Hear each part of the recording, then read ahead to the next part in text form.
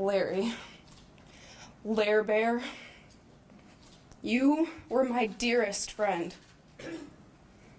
From level 5 to level 10. I met you for a heel injury when I was young. There were all signs pointing to you from there and on. You were the one who was here to save me and my gymnastics. You and I had a very special bond from the beginning. You even said it yourself. You told me that I was special and going somewhere fast. I believed you because you believed in me, like everyone else. The abuse started at 12 years old and continued until I was in high school. You gave me your Olympic jacket with your name on the inside tag after one of our special appointments. You always had my side when John Geddert did not, which was always, and for everyone else in the gym. You had a close bond with John as well. You were dearest friends, yet would talk like he was the devil himself behind his back. Another odd bond there I wish I would have seen. You watched me and took videos of me like I was your own. You had an ownership over me, over all of us, under the rug or under the white hospital sheets. I trusted you with my life. My mom, my dad, my grandma, we all trusted you. They trusted you as if they would trust themselves. They trusted you with their own life. You guided me spiritually, physically, and took hold of me emotionally. You had us all fooled, that was for sure. You were still Facebook messaging me the day after you got arrested, Thanksgiving time of 16. You were saying how I should pray for you, and you were glad you at least got to be home with your family for the holiday. I still believed you at the time, and I loved you at the time. Loved you. Then the pornography came out, and police found footage on the GoPro. This was not real medical treatment. My world crashed. Everything I had learned, wanted, and dreamed about is changed. Are these things the things that I still want? I thought I wanted to be a doctor. You told me, you showed me everything. You showed me every part, every ligament, every bone, every muscle on my own body. You taught me that. I wanted to be like you, a man of honor and passion. Am I on your GoPro? Because I was one of your closest little friends. I saw you 3 times a week, at least, if it be at the gym on Monday nights, your house, my house in front of my parents,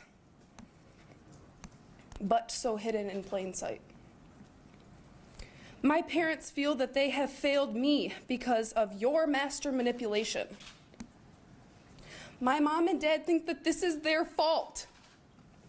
They are suffering so bad, just like I am. And I know that you know I am. This is not their fault. They suffer along with my brothers, my boyfriend, my friends, and myself. Sometimes you would sneak me into the back door at MSU Sports Medicine, invitationals, or Holt High School football games where I graduated in 15. You educated our athletic trainers for years and worked on me during the games in the back football room where the boys undressed. There were some Mondays after practice I would be the last one on the list, which I was because Larry so graciously asked me to stay. sometimes until midnight, because he needed to work on me longer, massage me longer. As another sister survivor said, in and out, in and out. You get the picture. I'm sure everyone else does. I remember you having to shave my pubic hair because you needed to put tape so high and so far up into my vaginal area and my anus. How nice of you, a butt lift and a tape job all in one. Larry Nassar, you sexually, mentally, and physically abused me hundreds of times. Without gloves, lubricant, or proper sanitation. Lubricant came naturally, as I'm sure all the adults in this room can imagine. Larry, you had me so wrapped around your finger in a time that I completely was blind to this world. I was young, hadn't quit gymnastics yet, gone to college or cosmetology school, all of which you wrote recommendations for me.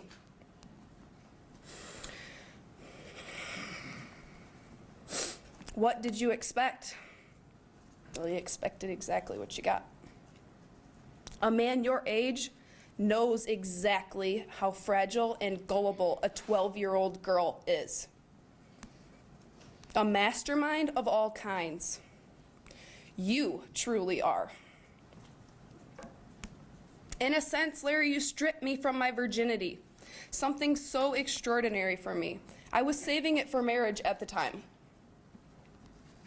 As I got older, I started to understand my own body a little bit better. I became self-conscious and anxious.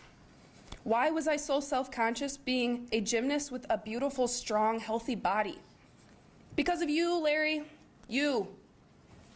You stripped me from my own skin. From every single part of my body, including the most sacred ones. I feel dirty even after scrubbing my skin raw in the hot shower. By the way, I hope you enjoy the cold ones in prison. You are sick in the head, and I am sick, but I will not be forever. The difference between you and I, Larry, I will heal, and I thank my good Lord every day for that. You have given me this so-called anxiety that I will let randomly strike in the middle of a shopping center or the mall, anywhere. If any sense is triggered, smell, sound, or touch. I take medication now for frequent attacks. I sometimes cannot stand my own boyfriend to touch me in the modest of places such as my arm or my leg.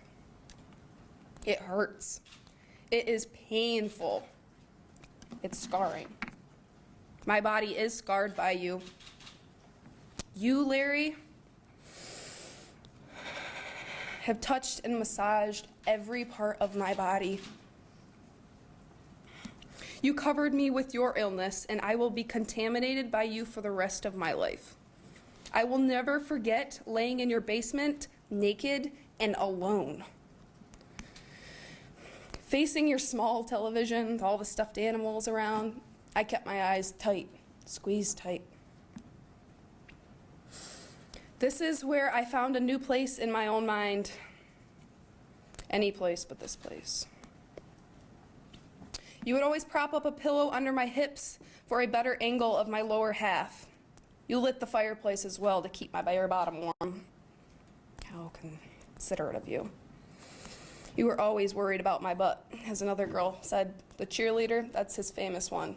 The butthead or something, I don't know. You liked that one. So you have done it, Larry. You have gone the extra mile.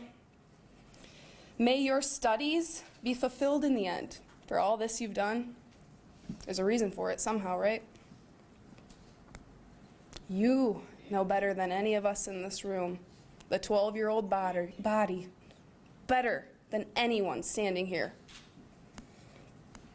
You have gotten me down, yes, but I will not stay down. I will rise higher than most, and I will fall. You will fall. You will fall, Larry, into your grave, and I will rise. That's all I have to say.